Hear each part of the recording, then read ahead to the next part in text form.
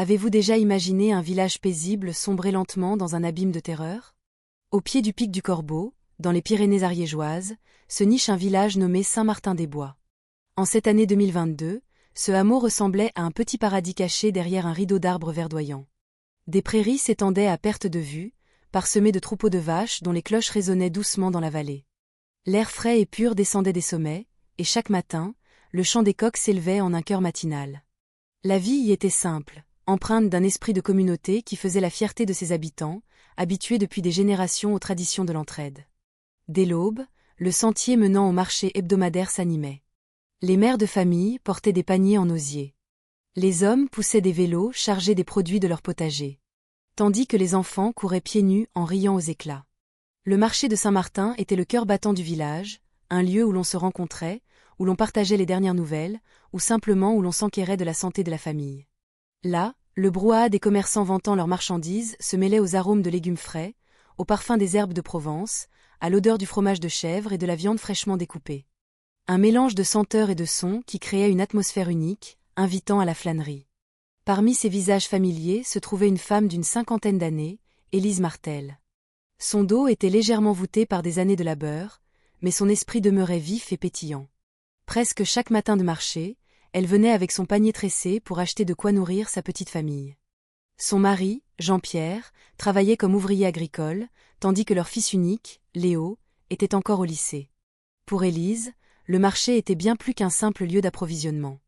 C'était un espace pour saluer ses voisins, pour rire, pour écouter les nouvelles, qu'elles soient joyeuses ou tristes. Pour elle, ces interactions allégeaient le cœur et donnaient un sens à la communauté. Ce jour-là, au début du mois de juillet 2022, le ciel au-dessus de Saint-Martin était d'un bleu éclatant. Le soleil émergeait lentement de derrière le pic du Corbeau, ses rayons dorés caressant les toits d'ardoise des vieilles maisons en pierre. Pourtant, derrière cette tranquillité apparente, une angoisse sourde habitait certains villageois. La forêt qui s'étendait au pied de la montagne était, depuis longtemps, réputée pour être hantée. De nombreuses histoires, transmises de génération en génération, étaient racontées par les grands-parents à leurs petits-enfants. On parlait de gens disparus sans laisser de traces, de bruits de pas mystérieux la nuit, ou de murmures plaintifs de femmes entendues dans le vent lorsque la lune était pleine. Certains y croyaient dur comme fer, d'autres n'y voyaient que des contes pour effrayer les enfants. Élise ne voulait pas y penser. Tout ce qui occupait son esprit était le pot-au-feu qu'elle comptait préparer pour le dîner. Son pas s'arrêta devant l'étal de M. Bernard, un boucher d'environ 45 ans. C'était un homme réputé pour sa gentillesse, qui offrait souvent une petite réduction à ses clients fidèles. Ses prix étaient généralement plus bas que ceux de ses concurrents, faisant de son étal un choix privilégié pour de nombreuses ménagères. Ce matin-là, plusieurs personnes faisaient déjà la queue. De loin, les morceaux de viande rouge disposés sur une grande planche de bois semblaient tout à fait normaux. Mais lorsque les rayons du soleil frappèrent la table, Élise sentit que quelque chose n'allait pas. La fibre de la viande lui parut étrangement fine, presque délicate. La graisse était d'une couleur pâle, et la texture, sous la lumière crue, semblait incongrue. Elle se pencha, plissant les yeux pour mieux voir.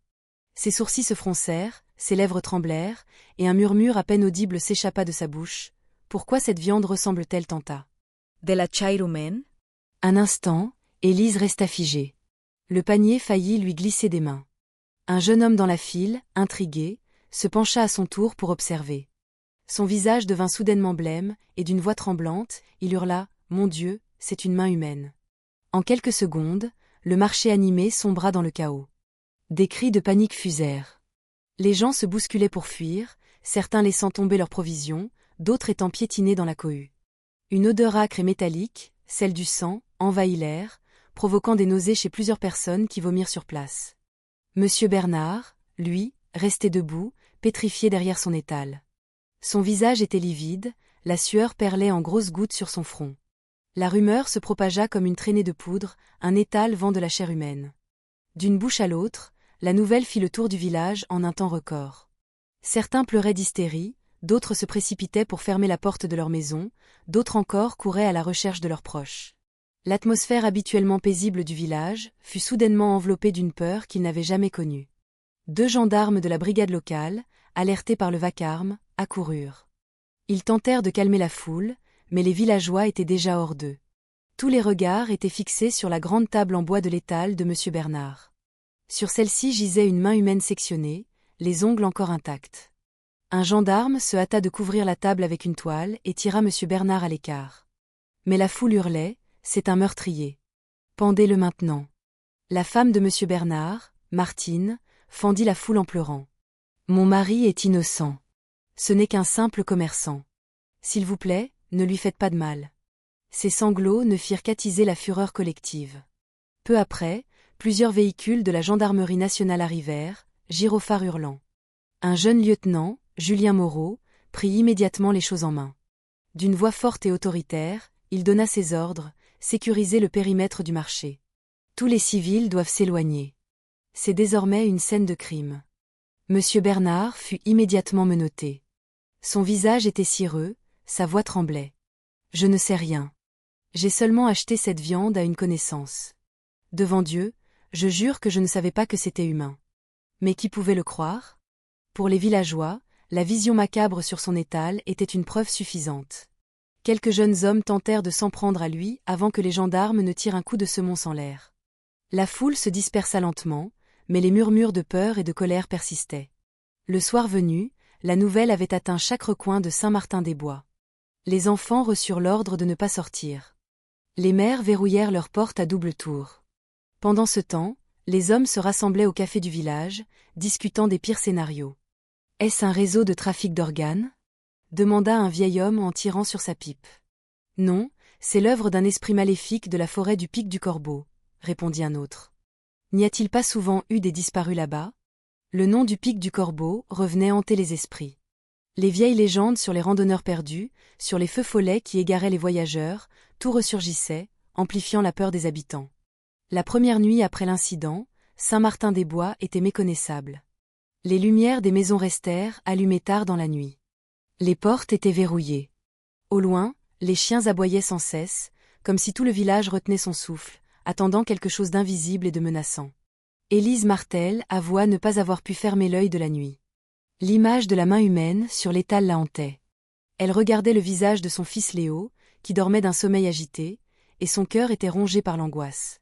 Pendant ce temps, au poste de gendarmerie, le lieutenant Julien Moreau était assis dans la salle d'interrogatoire, fixant M. Bernard, toujours menotté.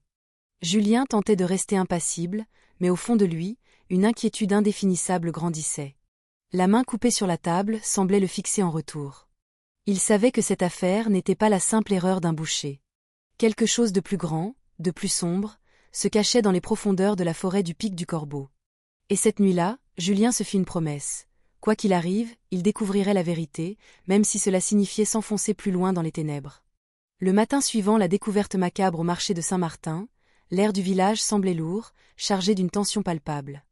Le soleil venait de se lever, mais l'atmosphère était glaciale.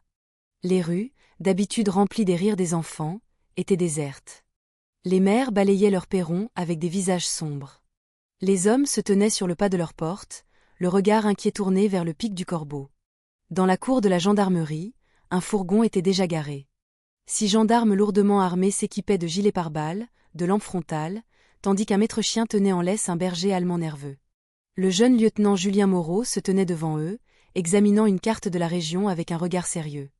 À ses côtés, le capitaine Dubois, qui dirigeait l'enquête, donnait ses dernières instructions. Nous entrerons par le sentier sud. D'après les déclarations de Bernard, il rencontrait toujours son fournisseur au bord de la forêt, près du petit ruisseau. Notre objectif est de trouver des traces, des indices, ou tout signe d'activité suspecte. Et surtout, ne soyez pas imprudents. Un jeune gendarme, le visage hésitant, leva la main. Mon capitaine, les villageois disent que la forêt est hantée, qu'il y a des esprits. Ne devrions-nous pas être prudents face à ce genre de choses? Le capitaine Dubois fixa son subordonné intensément. Nous sommes des gendarmes. Notre travail est d'affronter des hommes, pas des fantômes.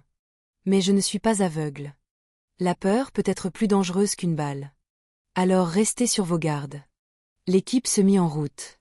Le fourgon s'arrêta au pied du Pic du Corbeau, et la progression continua à pied. La lumière matinale était filtrée par le feuillage dense, créant une ambiance crépusculaire et humide. Le sol était boueux, le bruit des branches craquant sous leurs pas et l'odeur de terre mouillée mêlée au vent froid ajoutaient à la tension. Julien marchait en tête avec le chien. À chaque rafale de vent, il sentait un frisson parcourir son échine. Il avait l'impression que des yeux invisibles les observaient depuis l'ombre des arbres. Mais il tentait de repousser cette peur en se remémorant le visage de sa fiancée, Chloé, disparue 2 ans plus tôt sur un sentier non loin de là. En son fort intérieur, Julien se jura que s'il y avait un lien entre la disparition de Chloé et cette affaire, il n'arrêterait pas avant d'avoir trouvé la vérité. Après avoir parcouru près d'1 kilomètre, le chien se mit à aboyer furieusement. L'équipe s'immobilisa. Julien éclaira le sol avec sa lampe. Une tache brunâtre et indistincte était visible parmi les feuilles mortes. Il la toucha délicatement avec un gant, puis la porta à son nez. L'odeur était âcre. C'est du sang. Notez la position. Un de ces hommes prit immédiatement des notes et un échantillon. Non loin de là, ils découvrirent des traces de pneus de moto, encore nettes sur la terre humide. Elles s'enfonçaient plus profondément dans la forêt. Le capitaine Dubois hocha lentement la tête. Bernard ne mentait pas. Quelqu'un entre et sort de cette forêt en transportant une lourde charge. La progression se fit plus prudente. La forêt devenait de plus en plus sombre. Bien qu'il soit encore jour, les arbres immenses se dressaient si près les uns des autres qu'ils formaient une muraille végétale. Les chants des oiseaux semblaient étranges, et parfois, le bruit d'une branche cassée venait de loin, glaçant le sang des hommes. Soudain, un gendarme pointa le sol du doigt. « Mon capitaine, regardez. » Sur un lit de fougères, on pouvait voir la trace de quelque chose de lourd qui avait été traîné. Une longue marque sombre, mêlée de terre et de taches plus foncées. Le silence se fit. L'imagination de chacun s'emballa. Était-ce la trace d'un corps humain traîné sur le sol? Julien déglutit difficilement, puis dit d'une voix calme, « Suivons cette trace, mais restons en formation. » Ils suivirent le sentier étroit jusqu'à une petite clairière. Là, se dressait une cabane délabrée, faite de bambous et de feuilles séchées. Son toit était presque effondré.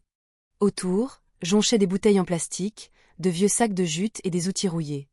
Le chien se mit à grogner, son poil hérissé. Une odeur étrange, de plus en plus forte, flottait dans l'air. Tous les membres de l'équipe levèrent leurs armes. Julien appela d'une voix forte, « Gendarmerie. » Y a-t-il quelqu'un? Aucune réponse. Seul le bruit du vent déchirant le toit de la cabane. 2 gendarmes s'approchèrent et donnèrent un grand coup de pied dans la porte fragile. Elle s'ouvrit dans un fracas. Une odeur de putréfaction insoutenable s'en échappa, faisant reculer plusieurs hommes, au bord du vomissement. L'intérieur était sinistre. Une petite table en bois était couverte de taches sombres, avec un couteau rouillé posé dessus. Dans un coin, gisaient plusieurs grands sacs. L'un d'eux, déchiré, laissait voir un morceau de tissu féminin taché de sang séché.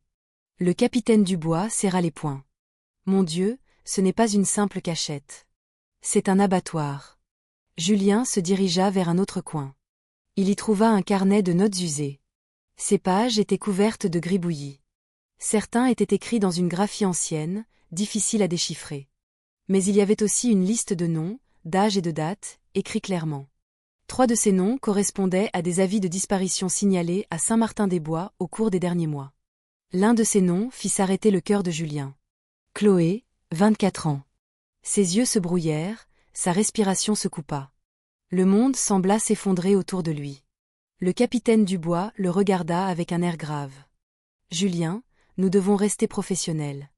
Je sais que c'est difficile, mais c'est précisément pour cela que nous devons l'arrêter. » Avant qu'il n'ait pu en dire plus, une voix faible se fit entendre au loin. « Aidez-moi. Pitié, aidez-moi. » Tous se turent. C'était clairement la voix d'une femme, faible et rauque. Julien fit un signe. L'équipe se déplaça rapidement en direction de la voix. Ils traversèrent des buissons épais jusqu'à trouver un trou peu profond dans le sol, recouvert de branches. Avec précaution, ils retirèrent les branchages. À l'intérieur, une jeune femme était ligotée, la bouche bâillonnée. Son corps était couvert d'ecchymoses. Dès qu'elle fut libérée, elle s'évanouit dans les bras d'un gendarme. C'est Sophie.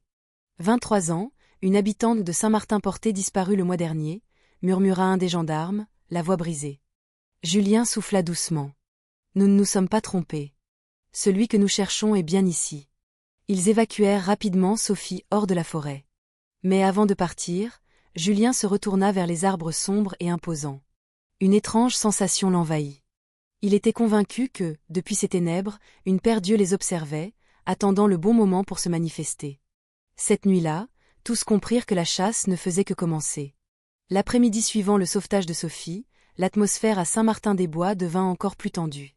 La nouvelle de la jeune femme retrouvée dans un état pitoyable persuada définitivement les villageois qu'une force maléfique se cachait dans la forêt du Pic du Corbeau.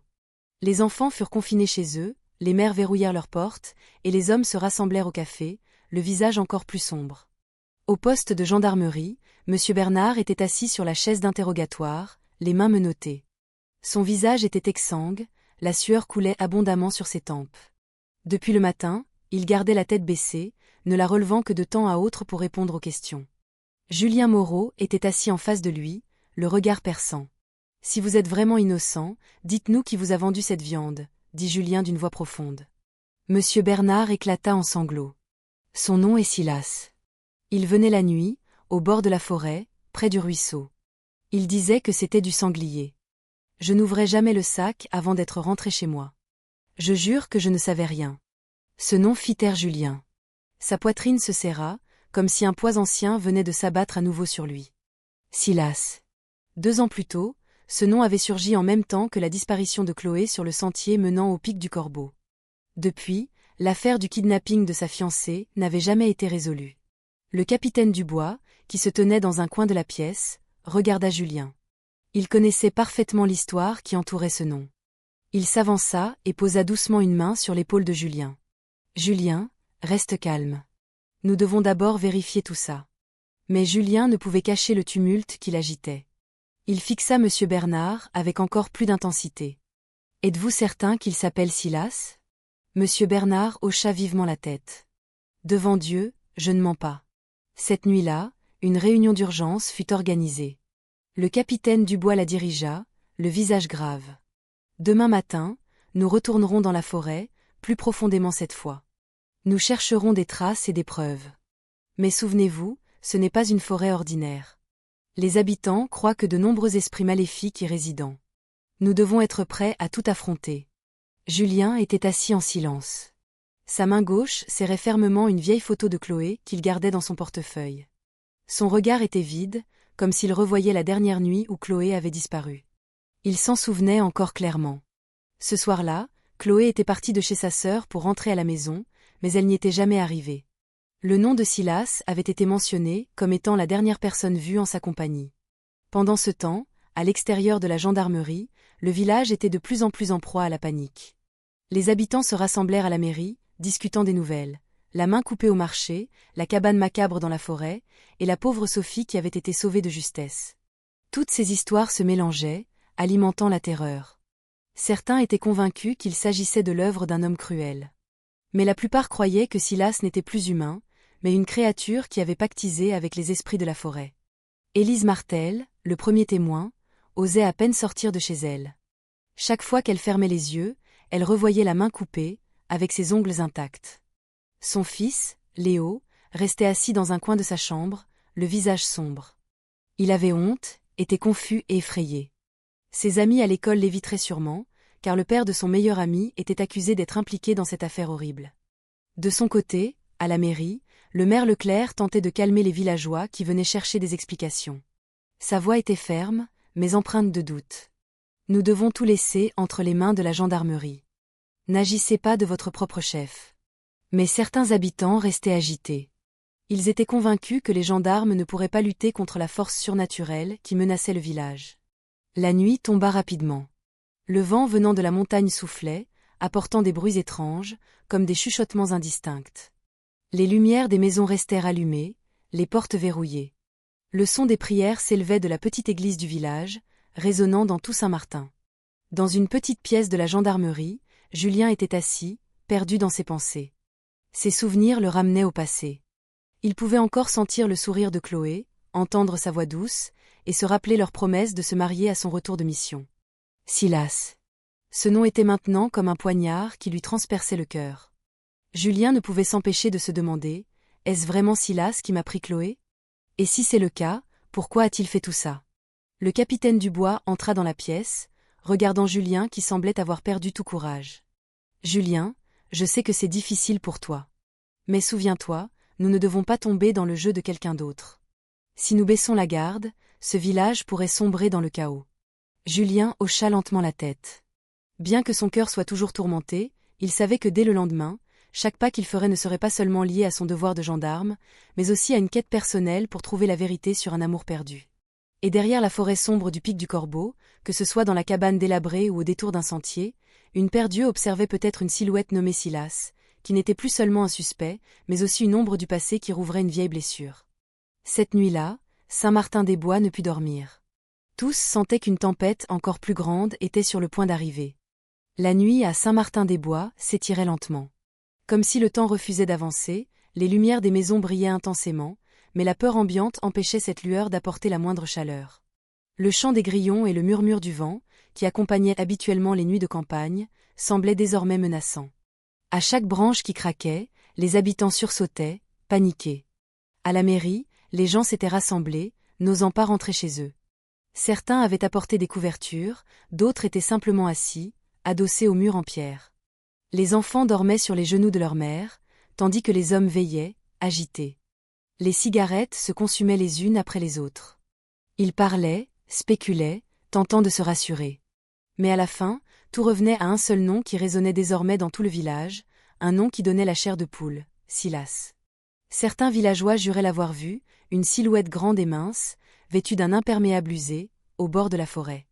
D'autres disaient que ses yeux brillaient d'une lueur rouge. D'autres encore affirmaient avoir entendu son rire au loin. Plus la nuit avançait, plus les histoires étranges se multipliaient, et plus les gens croyaient que Silas n'était plus humain. Pendant ce temps, à la gendarmerie, Julien Moreau était assis seul dans la salle d'interrogatoire, désormais vide. Sa main gauche tenait fermement la photo de Chloé, sa fiancée disparue 2 ans plus tôt. Son regard était vide, mais ses yeux étaient rouges et humides. Le nom de Silas semblait rouvrir une vieille blessure qui n'avait jamais guéri. Julien se souvenait du dernier jour passé avec Chloé. Cet après-midi-là, ils étaient assis au bord d'un champ, contemplant le ciel du soir aux couleurs orangées. Chloé avait souri, en disant qu'elle voulait construire une petite maison avec Julien dès qu'ils seraient mariés.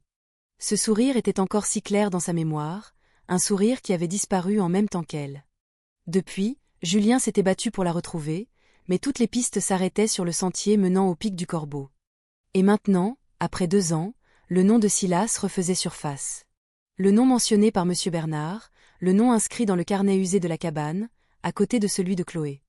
Le capitaine Dubois entra dans la pièce, regardant Julien avec une expression inquiète. « Tu ne peux pas laisser tes émotions prendre le dessus. Nous devons garder l'esprit clair. » Julien prit une profonde inspiration. « Je ne peux pas fermer les yeux, mon capitaine. Chaque preuve qui apparaît nous ramène à Silas. Et s'il est vrai que Chloé est entre ses mains, je ne peux pas rester sans rien faire. » Dubois lui tapota l'épaule. « C'est précisément pour cela que nous devons être prudents.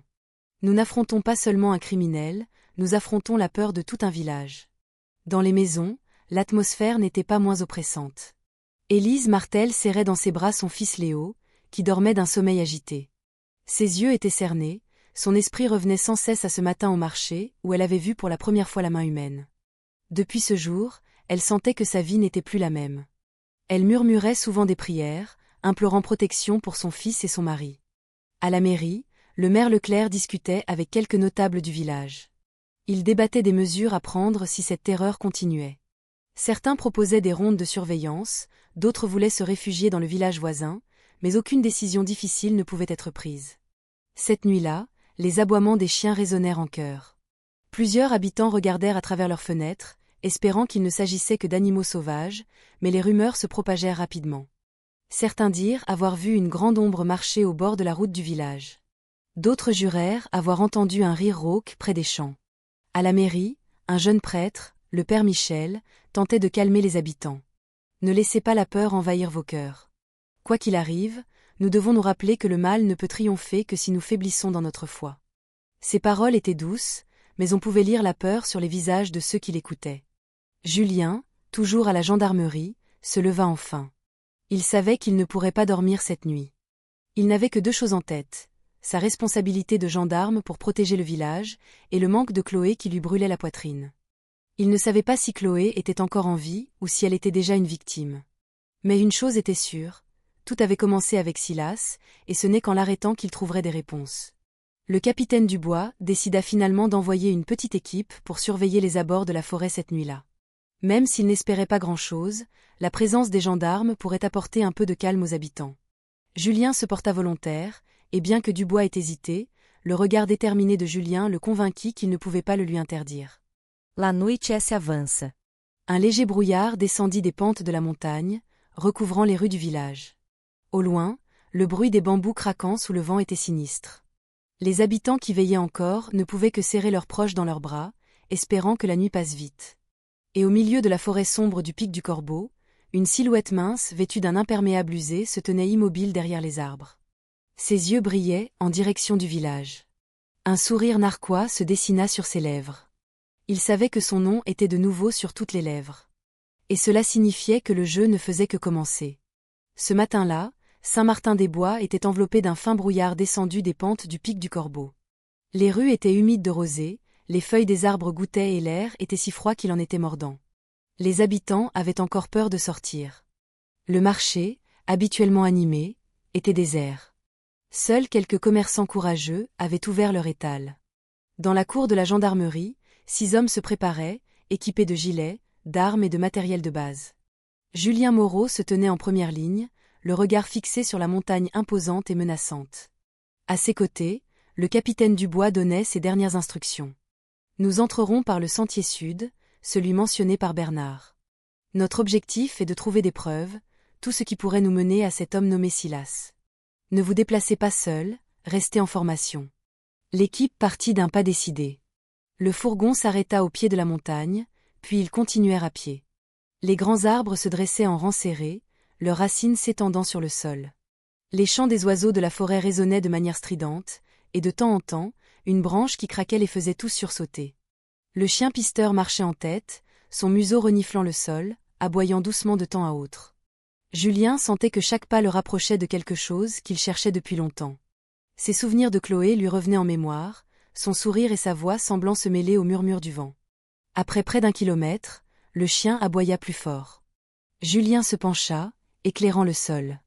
Une tache de sang à peine visible gisait sur les feuilles mortes. Il la toucha avec son gant, puis la porta à son nez.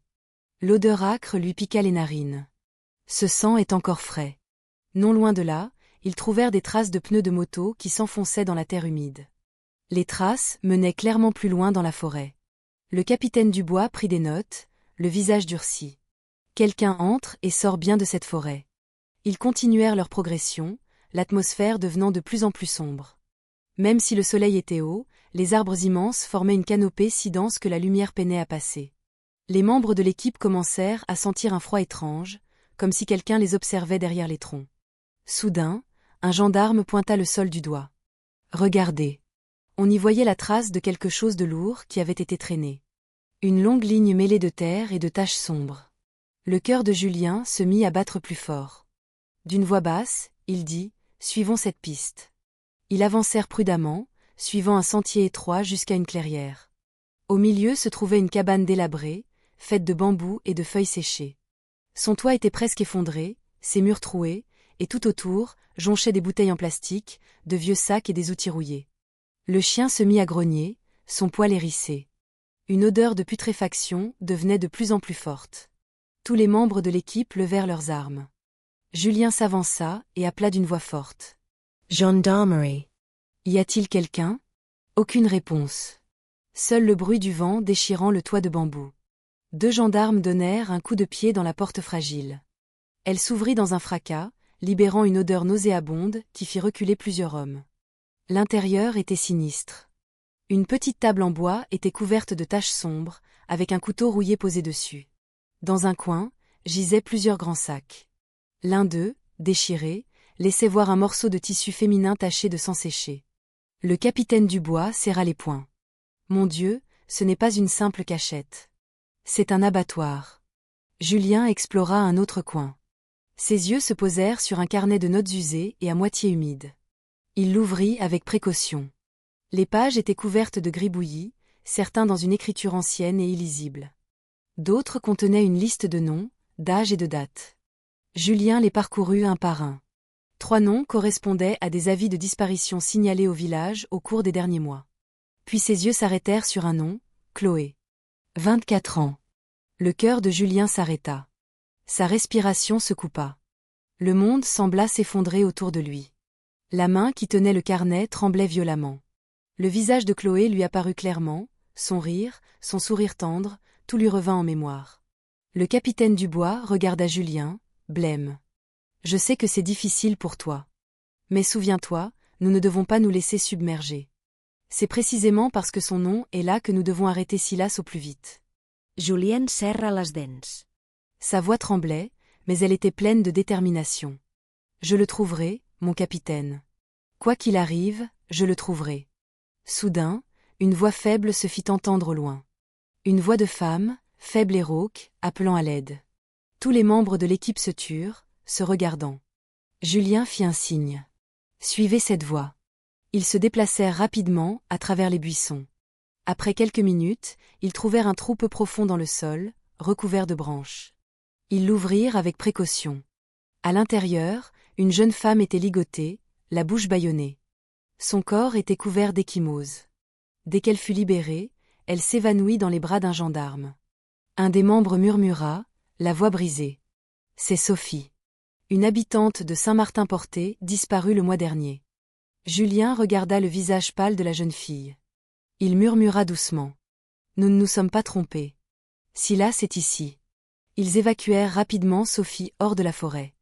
Mais avant de partir, Julien se retourna vers les arbres sombres et imposants. Une étrange sensation l'envahit.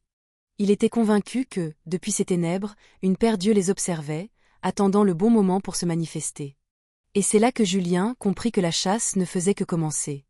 Le crépuscule descendit lentement sur Saint-Martin-des-Bois. Le soleil se cacha derrière le pic du Corbeau, laissant un ciel orangé qui vira rapidement au noir. L'atmosphère du village était plus sombre que d'habitude. Les gens se rassemblèrent à la mairie, leurs visages anxieux, leurs voix pleines de murmures. La peur s'était insinuée dans tous les recoins. Ils avaient appris que les gendarmes avaient retrouvé une jeune femme dans la forêt, ligotée et couverte de blessures. La nouvelle se propagea comme le vent, renforçant la conviction des villageois qu'une force maléfique se cachait derrière les arbres. À la mairie, la jeune femme gisait, faible, sur une natte. Elle s'appelait Sophie, avait 23 ans. Elle était une habitante de Saint-Martin, portée disparue depuis un mois. Ses parents, qui avaient presque perdu espoir, pleuraient maintenant de joie en lui tenant la main. Le corps de Sophie était couvert d'ecchymoses, ses lèvres gercées, ses yeux hagards. Elle ne pouvait pas encore beaucoup parler, hochant seulement la tête de temps en temps. Les larmes de sa mère coulaient abondamment. « Dieu soit loué, tu es revenue, ma chérie. » Julien Moreau se tenait dans un coin de la pièce, regardant Sophie avec une détermination renouvelée. Dans son cœur grandissait la conviction que si Sophie avait pu être retrouvée, alors Chloé pouvait encore être là, quelque part. Il croyait que sa fiancée n'était pas complètement perdue. Le capitaine Dubois était assis à côté du maire, Monsieur Leclerc. Sa voix était ferme, mais empreinte de lassitude. Cette découverte prouve que nous avons affaire à quelque chose de plus qu'un simple criminel. Silas n'est pas seulement un vendeur de viande illégale. C'est un kidnappeur, et probablement un tueur en série. Monsieur Leclerc soupira loudement. Les habitants sont terrifiés. Ils commencent à perdre confiance en la sécurité du village. Nous devons agir vite. Sinon, ce village se videra. À l'extérieur de la mairie, les villageois s'étaient regroupés. Certains étaient reconnaissants que Sophie ait été retrouvée. D'autres étaient encore plus paniqués. Un vieil homme murmura en regardant la forêt, « Je suis sûr qu'il n'est pas humain. Il peut entrer dans la forêt et disparaître. Aucune personne ordinaire ne peut faire ça. » Ces paroles se répandirent rapidement, ajoutant à la tension. Des femmes chuchotaient que la voix de Sophie appelant à l'aide ressemblait à celle d'un fantôme. Tout se mélangeait, entre soulagement et peur. La nuit tomba. Les lumières de la mairie brillaient intensément. Quelques hommes montaient la garde à l'extérieur. Julien était assis non loin de l'endroit où Sophie était allongée. Il observait chacun de ses mouvements. La jeune femme se réveillait de temps en temps, les yeux embués de larmes, les lèvres tremblantes comme si elle voulait parler mais n'en avait pas la force. Finalement, vers minuit, Sophie ouvrit la bouche. Sa voix était rauque, presque un murmure. « Je l'ai vue. » Julien s'approcha, s'agenouillant à côté d'elle. « Qui as-tu vu ?» Sophie déglutit. Une silhouette grande et mince, portant un imperméable usé. Ses yeux étaient rouges. Son rire était terrifiant. Il se faisait appeler Silas. La pièce devint soudainement silencieuse. Tous ceux qui avaient entendu eurent la chair de poule. Ce nom résonnait à nouveau, de plus en plus réel. Le capitaine Dubois prit une profonde inspiration. C'est clair, il est bien là, dehors. Sophie se remit à sangloter. J'ai entendu une autre voix. Quelqu'un était avec lui. Sa voix était froide. Mais je n'ai pas vu son visage. Julien sentit son cœur battre plus fort. Une autre voix signifiait que Silas n'était pas seul. Sophie, épuisée, se rendormit. Sa mère la couvrit d'un tissu fin, tandis que les gendarmes renforçaient la surveillance autour de la mairie. Dehors, l'air de la nuit semblait de plus en plus froid. Le vent venant de la montagne apportait un son indistinct, comme un rire qui résonnait entre les arbres. Les villageois qui montaient la garde se regardèrent, le visage pâle. Julien sortit et se tint face à la forêt sombre. Il sentit un regard au loin, comme si des yeux suivaient chacun de ses mouvements. Sa main gauche serrait fermement la photo de Chloé. Il murmura doucement, « Chloé, attends-moi. » Le capitaine Dubois le rejoignit. « Julien, nous devons élaborer un plan solide. Je sais que ton cœur est lié à cette affaire. Mais ne laisse pas tes émotions t'aveugler. » Julien se tourna, les yeux perçants. « C'est précisément à cause de Chloé que je n'abandonnerai pas. Si Silas est là, dehors, je le trouverai. » Cette nuit-là, les habitants de Saint-Martin-des-Bois ne dormirent presque pas. Les enfants se blottirent contre leurs parents. Des prières furent récitées toute la nuit. La mairie devint une forteresse, un lieu où tous se rassemblaient pour trouver un peu de sécurité. Mais derrière tout cela, une prise de conscience amère s'imposait. La découverte de Sophie n'était pas la fin de la terreur, mais le signe que le jeu ne faisait que commencer. Et dans la forêt du Pic du Corbeau, derrière un épais brouillard, une silhouette mince vêtue d'un imperméable usé se tenait immobile. Son rire était faible, ses yeux brillaient. Il savait que son nom avait été prononcé. Il savait que son adversaire l'attendait. Mais c'était précisément ce qu'il voulait. Le jeu ne faisait que commencer, et Saint-Martin-des-Bois n'était qu'une petite scène pour un plan bien plus sombre. Les jours qui suivirent la découverte de Sophie n'apportèrent aucune tranquillité aux habitants de Saint-Martin-des-Bois. Au contraire, la peur s'insinua davantage dans chaque recoin du village. Le marché traditionnel était désert, les champs n'étaient plus cultivés, et les enfants n'avaient pas le droit de sortir de la maison. Le village, habituellement rempli de rires, s'était transformé en un hameau silencieux, attendant que quelque chose éclate. Chaque nuit, les habitants se rassemblaient à la mairie, dormant les uns contre les autres sur le sol. Les enfants se blottissaient contre leur mère, tandis que les hommes veillaient, les yeux pleins d'appréhension. Le père Michel dirigeait la prière collective presque tous les soirs. Sa voix tremblait en lisant les versets sacrés, qui résonnaient au milieu des pleurs des enfants et des sanglots des parents. Mais les prières ne suffisaient pas à dissiper la peur. À l'extérieur de la mairie, les chiens aboyaient sans cesse. Parfois, on entendait des coups sourds sur les portes des maisons vides. Et certains habitants affirmaient avoir vu une grande ombre se tenir au bout de la rue, puis disparaître comme par magie. Chez Élise Martel, la peur était encore plus palpable. Elle se réveillait souvent au milieu de la nuit, entendant des pas tourner autour de sa maison.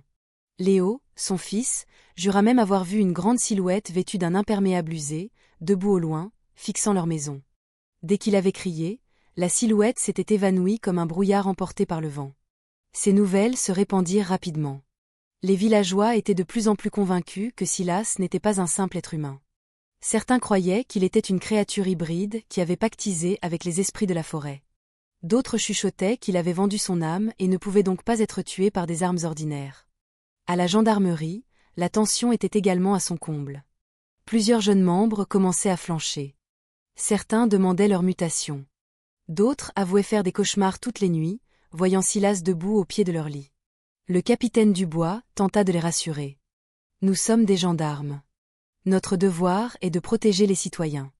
Quoi qu'il arrive, nous ne devons pas reculer. » Sa voix était ferme, mais son propre visage semblait fatigué. Julien Moreau était assis en silence dans un coin de la pièce. Ses yeux étaient rouges de manque de sommeil. Chaque fois qu'il fermait les paupières, il voyait le visage de Chloé. Parfois, il avait l'impression d'entendre sa voix au loin, l'appelant doucement. Il ne savait pas si c'était réel ou une simple hallucination. Mais une chose était sûre, il était convaincu que Chloé était encore en vie. Une nuit, Julien décida de patrouiller seul jusqu'à la lisière de la forêt. Le vent froid soufflait fort, les branches se balançaient, et les cris des oiseaux de nuit étaient rauques.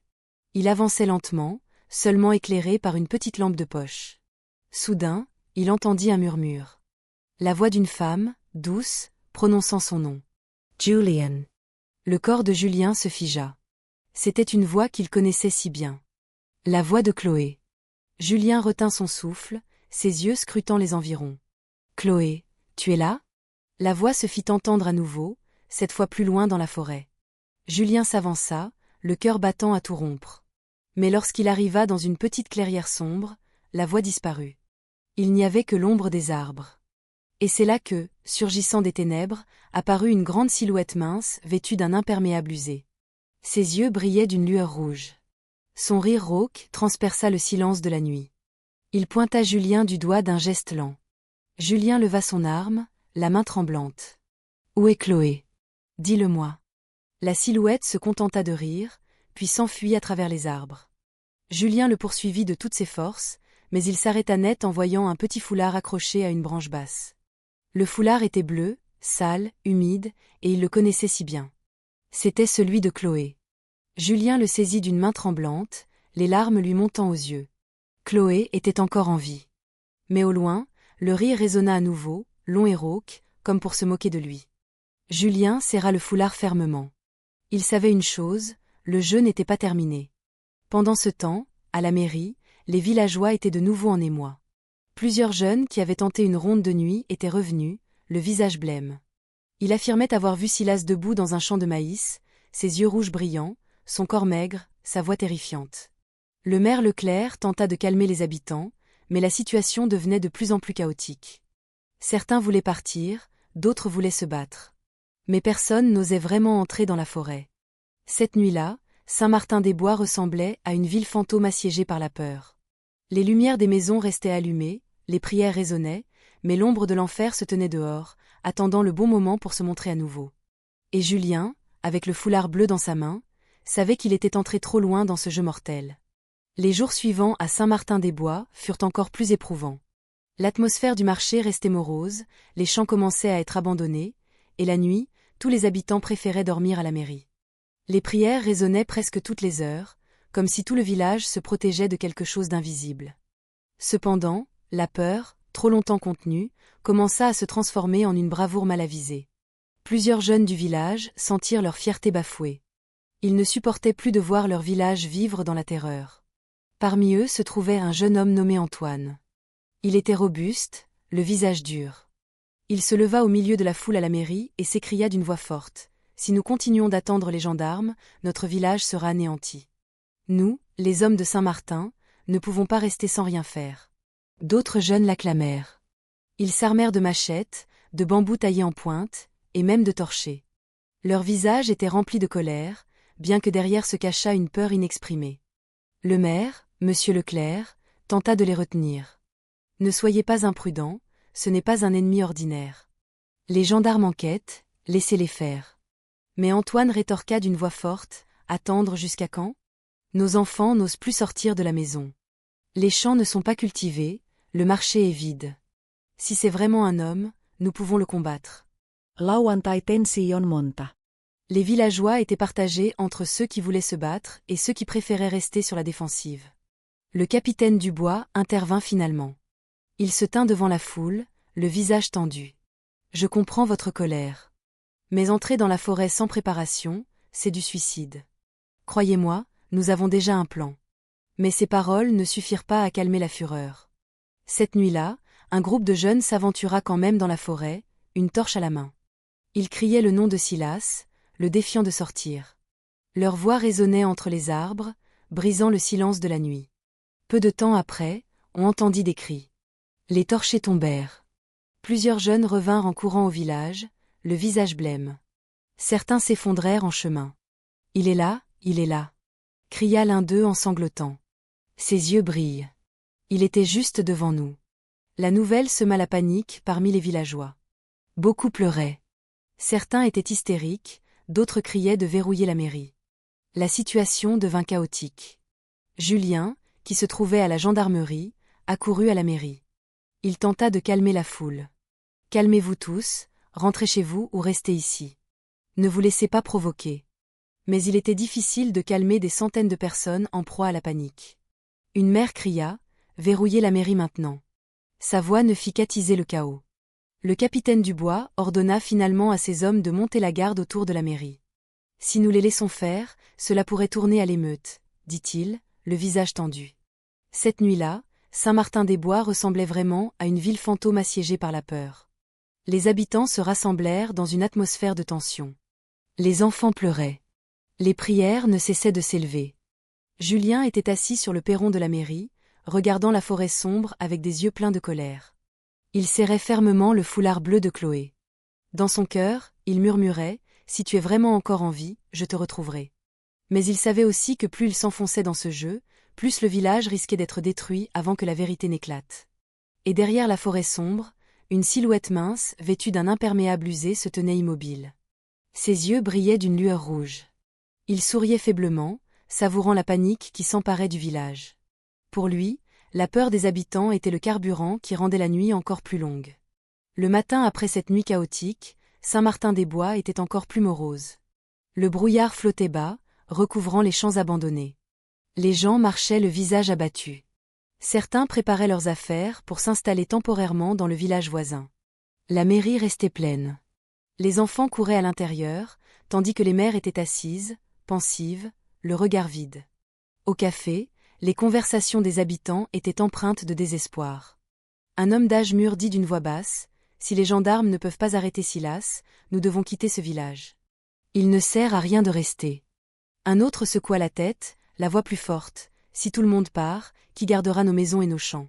Nous ne devons pas abandonner si facilement. » Ce débat reflétait le déchirement des villageois. Certains voulaient se battre, d'autres voulaient partir, et d'autres encore ne pouvaient que se résigner. Pendant ce temps, à la gendarmerie, l'atmosphère était également tendue. Plusieurs jeunes membres commençaient à flancher. Certains chuchotaient vouloir être mutés. D'autres avouaient ne plus supporter de monter la garde la nuit. Le capitaine Dubois frappa la table si fort que la pièce devint silencieuse. « Assez. Nous avons affaire à un ennemi rusé, pas à un fantôme. Souvenez-vous de votre serment. Si nous reculons maintenant, qui protégera les habitants ?»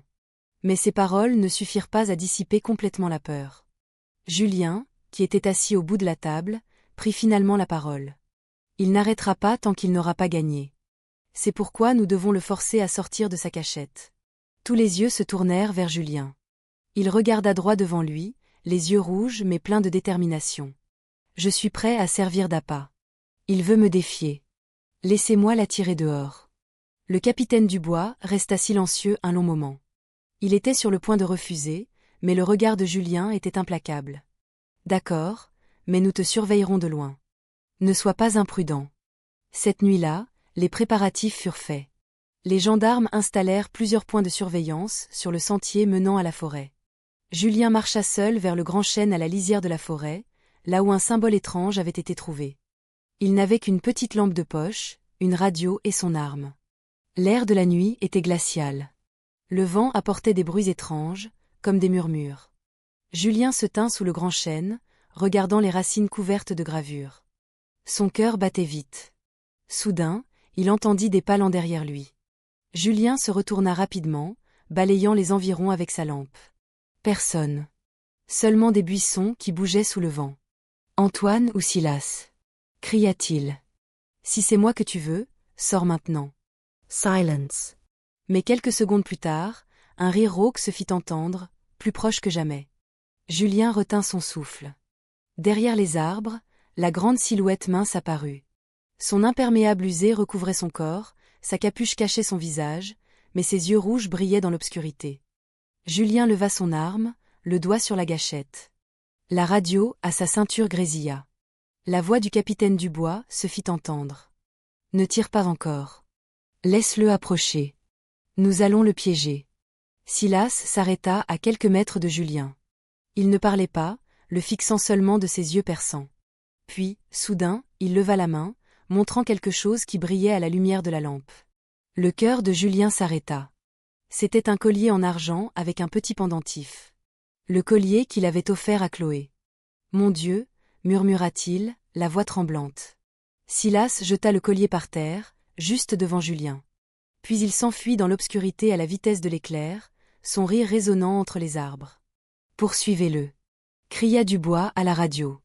Julien courut de toutes ses forces, suivi par d'autres membres depuis les postes de surveillance. Mais comme d'habitude, la silhouette disparut derrière un grand arbre, ne laissant que de vagues traces sur le sol. Julien s'agenouilla, à bout de souffle. Sa main ramassa le collier. Les larmes lui montèrent aux yeux. « Chloé, es-tu encore en vie ? » ?»« Non.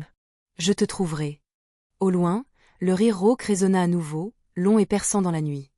Saint-Martin-des-Bois, déjà sombre, sombra encore plus dans la terreur. Les habitants qui entendirent parler de l'apparition de Silas devant les gendarmes furent encore plus convaincus qu'ils n'avaient plus affaire à un être humain. Et Julien savait que le jeu n'était pas terminé. Le collier en argent dans sa main n'était pas seulement une preuve, mais une invitation à s'aventurer plus loin dans les ténèbres. Les jours qui suivirent l'apparition de Silas devant Julien plongèrent Saint-Martin-des-Bois encore plus profondément dans la terreur. Les nuits semblaient plus longues que d'habitude. Les lumières des maisons restaient allumées jusqu'au matin. Les enfants dormaient blottis contre leurs parents. Les prières ne cessaient de s'élever. Mais malgré les prières et la surveillance renforcée, la peur ne disparaissait pas. Chaque branche qui craquait faisait sursauter les gens. Chaque aboiement de chien était considéré comme un mauvais présage.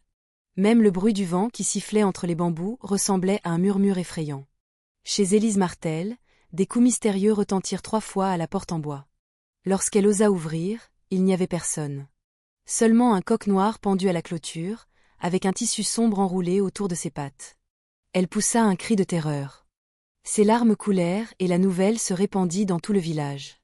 Les habitants étaient de plus en plus convaincus que Silas n'était pas un simple être humain. Il était considéré comme l'incarnation du diable, venu maudire le village. À la mairie, l'atmosphère d'une réunion d'urgence était de nouveau tendue. Plusieurs hommes exigèrent que les gendarmes prennent des mesures plus drastiques. « Si vous ne pouvez pas l'arrêter, laissez-nous nous en occuper », cria un villageois, le visage tendu. Le capitaine Dubois tenta de les calmer. La gendarmerie ne reste pas inactive. Nous avons déjà un plan. Croyez-moi, Silas sera arrêté. Mais ces paroles ne suffirent pas à apaiser la panique. Les habitants avaient déjà perdu beaucoup, de leurs champs abandonnés à leur sentiment de sécurité chez eux.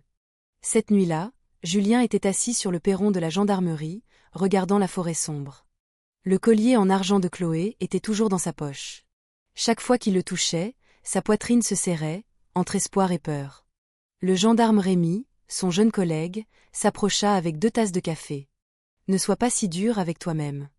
Nous voulons tous retrouver Chloé. » Julien prit le café et sourit amèrement. « Tu ne comprends pas, Rémi. Chaque nuit, j'entends sa voix m'appeler depuis la forêt. Je ne sais pas si c'est réel ou une manipulation de Silas. » Rémi resta silencieux, ne sachant que dire. Seul le chant des grillons remplissait le silence de la nuit. Quelques nuits plus tard, la terreur s'intensifia.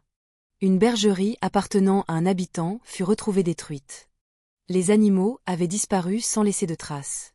Sur le sol, il n'y avait que d'étranges empreintes de pieds, plus longues que celles d'un homme. Les villageois paniquèrent. Certains étaient convaincus que Silas avait une armée de créatures surnaturelles. La peur n'était pas encore retombée que l'électricité fut coupée dans une partie du village. L'obscurité s'installa, seulement éclairée par des lampes à huile. Et au milieu de l'obscurité, un rire rauque résonna de toutes parts. Les enfants pleuraient d'hystérie. Les adultes récitaient des prières à voix haute. Les gendarmes tentèrent de calmer les habitants en allumant un générateur à la mairie. Mais l'atmosphère restait oppressante. De nombreuses familles choisirent de dormir entassées à la mairie, n'osant pas rentrer chez elles. Julien était de plus en plus convaincu que toute cette terreur n'était qu'une diversion de la part de Silas. Il créait délibérément la panique dans le village pour pouvoir agir librement. Une nuit, alors que tout le monde était occupé à monter la garde, Julien entendit une voix faible venant de la forêt. La voix d'une femme, douce, semblant l'appeler. « Julien !» Il s'avança sans hésiter, traversant les buissons avec une petite lampe de poche à la main. Sa respiration était rapide, son cœur battait à tout rompre. Au bord d'un petit ruisseau, la voix disparut. Il n'y avait que le murmure de l'eau et l'ombre des arbres. Julien se tenait là, à bout de souffle, cherchant un signe. Ses yeux aperçurent alors quelque chose accroché aux racines d'un arbre, un mouchoir blanc avec une petite fleur brodée au coin. Julien le saisit d'une main tremblante. Ses larmes coulèrent. Il reconnaissait cet objet. Ce mouchoir appartenait à Chloé. Un petit cadeau qu'il lui avait offert avec amour. Julien serra le mouchoir fermement. Chloé est encore en vie. Je suis sûr qu'elle est revenue au village avec cette preuve. Le capitaine Dubois le vit, le visage froncé. Qu'est-ce que c'est? Julien lui montra le mouchoir, sale et humide. C'est à Chloé. Je suis sûr qu'elle est encore en vie. Dubois resta silencieux un long moment. Si c'est vrai, alors la situation est plus compliquée que nous le pensions. Silas n'est peut-être pas seul. Ces mots firent frissonner Julien. S'il y avait un autre cerveau derrière tout ça, qui serait assez audacieux et cruel pour s'associer à Silas. Cette nuit-là, Julien était assis seul sur le perron, tenant le mouchoir blanc qui semblait maintenant porter le poids de 1000 questions. Il savait une chose avec certitude, le jeu n'était pas terminé, et Chloé en faisait partie. Pendant ce temps, dans la forêt, deux ombres se tenaient côte à côte. Une silhouette mince, vêtue d'un imperméable usé et une autre, plus petite, encapuchonnée. Une voix froide se fit entendre, à peine un murmure. Il commence à se douter. Silas se contenta de rire doucement. Laisse-le faire. Plus il cherchera, plus il tombera dans le piège. La nuit s'épaissit et le jeu mortel venait d'entrer dans sa phase suivante. Les jours qui suivirent la découverte du mouchoir blanc rendirent Julien encore plus agité. Il ne dormait presque plus. Ses yeux étaient rouges, son visage pâle. Chaque nuit, il était assis sur le perron de la mairie, regardant la forêt avec un regard plein de désir et de détermination. Il tenait toujours le mouchoir, comme s'il était le lien qui le rattachait à l'espoir que Chloé soit encore là, quelque part. Mais pour les habitants de Saint-Martin-des-Bois, cet espoir ne suffisait pas. Ils perdaient patience. Un après-midi, un groupe de villageois se rendit au poste de gendarmerie improvisé. Un homme d'âge mûr s'exprima d'une voix forte, « Nous avons déjà perdu nos champs, nos maisons, et même nos familles. Si les gendarmes ne peuvent pas arrêter Silas, laissez-nous nous en occuper. » La foule acclama ces paroles. Certains portaient des machettes, des bambous taillés en pointe, et même des arcs traditionnels. Leurs visages étaient remplis de colère, mêlés de peur. Le capitaine Dubois se tint devant eux, sa voix se voulant ferme, « Ne soyez pas imprudents. C'est exactement ce que Silas veut. Il veut que vous soyez en colère, en désordre, et que vous agissiez sans réfléchir. Si vous entrez dans la forêt sans préparation, vous ne serez que des victimes. » Mais les villageois n'étaient pas faciles à calmer. Un autre jeune homme s'écria, « Jusqu'à quand devrons-nous attendre? Nos enfants ont peur toutes les nuits. Les champs ne peuvent pas être cultivés, le marché est vide, nos vies sont détruites. » Lauantai tension monta. Plusieurs personnes levèrent leurs armes, prêtes à agir cette nuit-là. Voyant la situation critique, Julien s'avança. Il leva le mouchoir blanc qu'il avait trouvé au bord de la rivière. « Écoutez-moi, ceci appartient à Chloé, ma fiancée. Je l'ai trouvée dans la forêt. C'est la preuve qu'elle est encore en vie. » La foule se tut soudainement. Tous les yeux étaient fixés sur le mouchoir usé que tenait Julien. S'il est vrai qu'il y a encore quelqu'un à sauver, nous ne devons pas être imprudents. Si nous agissons seuls, nous perdrons tout. Mais si nous nous unissons, nous avons encore un espoir, dit Julien d'une voix tremblante mais ferme. Une mère murmura, si c'est vrai, alors il y a encore de l'espoir. Lentement, l'atmosphère se détendit. Bien que la colère des villageois ne soit pas complètement apaisée, ils se dispersèrent, le visage sombre. Certains retournèrent à la mairie, d'autres rentrèrent chez eux pour préparer leurs affaires. Cette nuit-là, la surveillance fut renforcée. Des postes de garde furent installés à 3 points d'entrée de la forêt. Des torchers furent placés le long des routes du village. Une prière collective fut de nouveau organisée sur la place, dirigée par le père Michel. Sa voix était forte, bien que ses mains tremblent. Nous ne devons pas nous laisser vaincre par la peur. Julien choisit de patrouiller seul. Le foulard bleu et le mouchoir blanc étaient dans sa poche. Ces deux objets étaient sa source de force. Mais derrière cette détermination, il était aussi hanté par un sentiment de culpabilité. Chaque nouvelle victime, chaque cri des villageois semblait le blâmer de ne pas avoir encore retrouvé Chloé. À la gendarmerie, l'atmosphère n'était pas moins sombre. Plusieurs membres commençaient à perdre espoir. Un jeune gendarme dit d'une voix forte, « C'est de la folie. Nous n'avons pas affaire à un criminel ordinaire. Il peut apparaître et disparaître à sa guise. » Un autre ajouta, « Ce village est déjà détruit. À quoi bon rester ?» Le capitaine Dubois frappa la table si fort que tout le monde se tut. « Nous ne devons pas reculer. Si nous partons, ce village tombera entièrement entre les mains de Silas. Souvenez-vous de votre serment de protéger les citoyens, même au péril de votre vie. » Mais le ton de sa propre voix semblait plus fragile que d'habitude. Il savait que le moral de ses troupes était au plus bas. Julien, qui était resté silencieux, se leva enfin. « Si vous voulez partir, allez-y, mais n'espérez pas que je vous suive.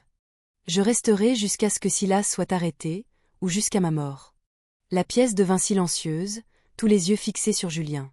« Tu sais que ce n'est pas seulement une mission, n'est-ce pas ?» dit Dubois doucement. « Tu es impliqué personnellement. » Julien serra les poings, sa voix tremblante. « Je m'en fiche. Tant que Chloé n'est pas retrouvée, je n'arrêterai pas. » Ces paroles laissèrent la pièce silencieuse. Certains étaient émus, d'autres de plus en plus inquiets. Cette nuit-là, alors que certains villageois tentaient de dormir à la mairie, Julien s'assit de nouveau sur le perron, regardant la forêt sombre. Le vent nocturne apporta un bruit étrange. Au loin, on aurait dit un rire léger, envoyé exprès pour se moquer.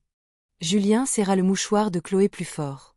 « Je la retrouverai, » murmura-t-il. « Quoi qu'il arrive. » Et dans la forêt, deux silhouettes se tenaient de nouveau côte à côte.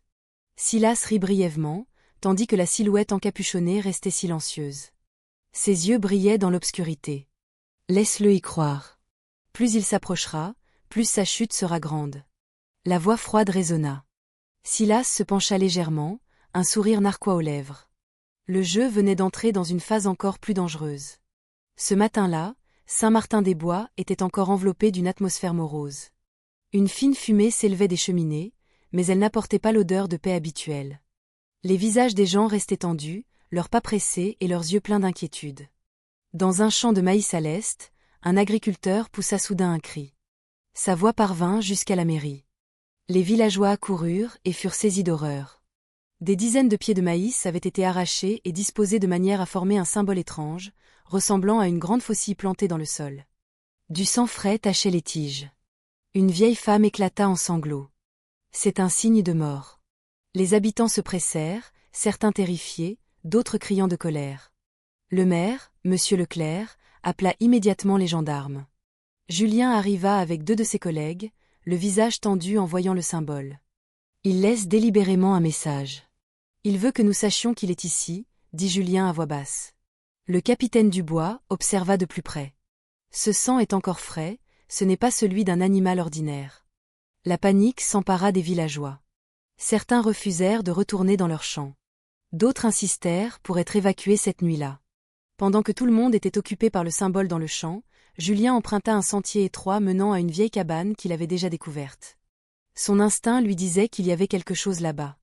Deux gendarmes le suivaient, montant la garde. La cabane semblait encore plus sinistre que la première fois. Sa porte en bambou était verrouillée par une chaîne rouillée. Ses murs étaient couverts de graffitis indistincts. Julien s'approcha, éclairant les murs avec sa lampe. Ses yeux s'écarquillèrent. Un nouveau symbole de faucille avait été gravé grossièrement avec du sang frais. Un des gendarmes frissonna. « Mon capitaine, ce n'est clairement pas une coïncidence. » Julien toucha la gravure, la poitrine serrée. Il savait que nous reviendrions ici. Il veut laisser un message. Au moment de partir, Julien remarqua un tas de paille dans un coin de la cabane. Il le déplaça avec précaution et découvrit quelque chose de partiellement brûlé, un petit carnet usé, dont certaines pages avaient été consumées par le feu. Il l'ouvrit lentement. L'écriture manuscrite remplissait les pages. Une partie était endommagée, mais parmi ce qui restait, une phrase lui donna la chair de poule. S'il découvre ce secret, tout sera fini. Ne le laissez pas sortir. Julien déglutit. De qui parlait-on et quel secret fallait-il cacher? Le capitaine Dubois, qui examinait le carnet, fronça les sourcils. Ce ne sont pas de simples notes, il y a un code, un avertissement. Julien serra le carnet fermement. Je dois trouver la réponse. Cette nuit-là, les villageois se rassemblèrent de nouveau à la mairie. Les prières résonnèrent à nouveau, mais les visages restaient pâles. Ils avaient entendu parler du symbole dans le champ et du carnet secret qui avait été trouvé. Les rumeurs se répandirent. Certains disaient que c'était la preuve d'un pacte avec le diable. D'autres croyaient que le village était frappé par une vieille malédiction. Les enfants pleuraient, les parents se disputaient. Certains voulaient partir cette nuit-là. Julien se tenait sur le perron, regardant la forêt sombre. Le mouchoir de Chloé dans une main, le petit carnet usé dans l'autre. Il savait que ces deux objets n'étaient pas une coïncidence. C'étaient les pièces d'un puzzle qui le menaient vers quelque chose de plus grand. Le gendarme Rémy s'approcha, le visage inquiet. « Tu es sûr que ce n'est pas un piège ?» Julien se tourna, le regard plein de détermination. « Si c'est un piège, j'y entrerai quand même, car derrière tout ça, il y a Chloé. » Au loin, le son indistinct d'un accordéon se fit soudain entendre depuis la forêt. La musique était lente, mais claire, comme jouée par des mains invisibles. Les villageois qui l'entendirent paniquèrent. « C'est encore un signe de mort !» cria une vieille femme. Julien serra son arme. « Non, c'est le signe qu'ils veulent que nous venions. » Le capitaine Dubois regarda Julien longuement. « Nous devons être prudents. Nous nous rapprochons, mais c'est là que c'est le plus dangereux. » Julien hocha la tête, son regard toujours fixé sur la forêt. Quoi qu'il l'attende derrière les arbres, il était prêt à y aller. Car chaque trace, chaque symbole, et chaque son le rapprochait de Chloé. Et dans la forêt, deux silhouettes se tenaient de nouveau côte à côte. Silas rit doucement tandis que la silhouette encapuchonnée ouvrait un carnet similaire dans ses mains. Sa voix était froide, presque sans émotion. Il a trouvé la première partie. Bientôt, il saura. Mais quand ce moment arrivera, il sera trop tard. Silas se contenta de sourire. Ses yeux brillaient, la nuit s'épaississait et le jeu devenait de plus en plus profond.